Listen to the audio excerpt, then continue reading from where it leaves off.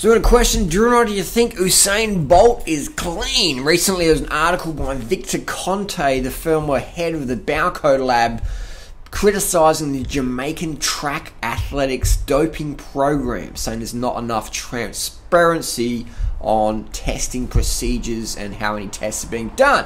What is your thoughts, Drew? Do I think... Well, what do I think?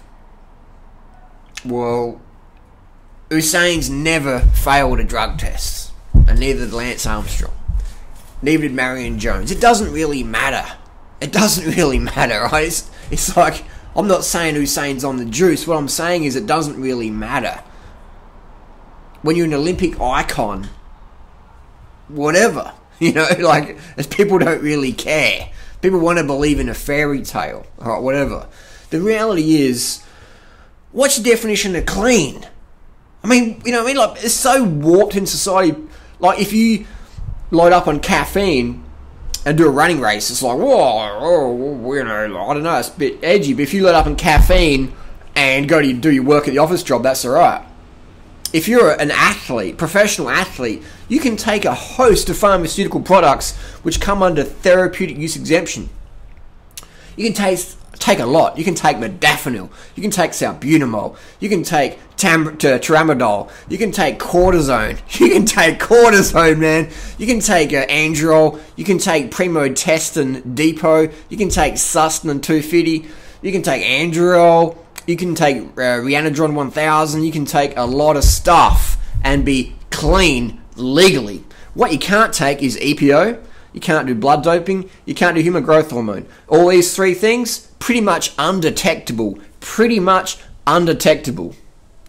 You're also allowed 2 out of competition tests where you can not turn up in an 18-month period. So if your glow time is a bit sus, you can go, well, shit, I'm going to skip that drug test. And you now do that twice in an 18-month period. 3 strikes, you're out. So 2 strikes, you're good. So basically, and testing at the Olympics is pretty much an IQ test. Most drugs efficiency doesn't happen. You don't take drugs on the race day. It's more the training beforehand.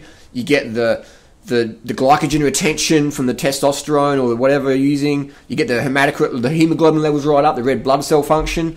Because if you're on steroids during competition, you're almost a bit stiff and you hold too much water retention. It's okay if you're a power lifter or a super heavyweight boxer, that's alright. But if you want to be agile and fast, you don't want to have too much water retention. So by cycling off before a big competition, and you're clean anyway, it's an IQ test.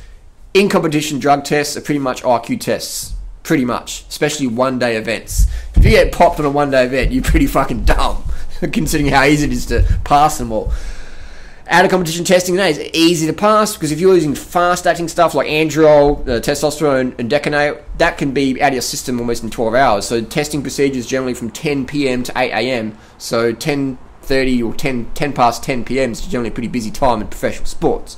Now, that's with, you know, but you can do it legally as well. All the good stuff, most of the good stuff legally, and all the good, the really good stuff is pretty much undetectable. So what are you gonna do? You know what I mean? It's like, people don't know how it works, do they? They got no fucking idea. But what I like about Usain Bolt, what I love about Usain Bolt is his positive attitude. He's a bit like Lance Armstrong. He's just got this attitude of like, this is my fucking goal, man. This is what I fucking want to do, and I fucking work towards that. I do whatever it takes, and this is my goal. So if you watch a lot of Usain Bolt documentaries, he's very just driven. Just reminds me of Lance. Just fucking do what it fucking takes.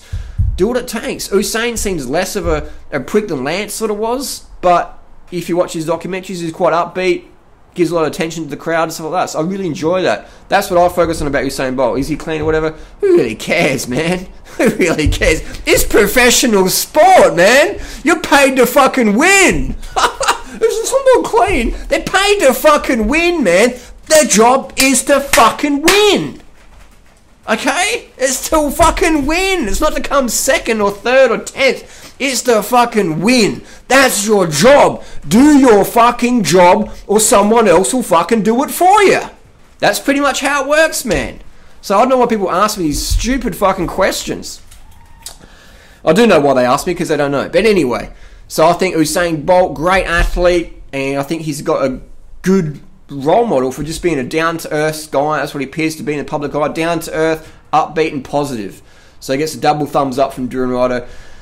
Usain's diet, that's another story. He does eat a lot of bananas and yams. His dad claims his banana and yam diet, that's his like staple, gives him that power since he's a little kid. If you watch some of the quotes from Usain Bolt's dad. Usain Bolt says he'll eat anything, but he likes to focus on his bananas and yams. Another quote from Usain Bolt, my hunger is always there. My hunger is always there. So I'll leave you with that quote from Usain Bolt, my hunger is always there. You've got to have hunger in life. If you want something, you've got to have some hunger for it. The hungry person gets it.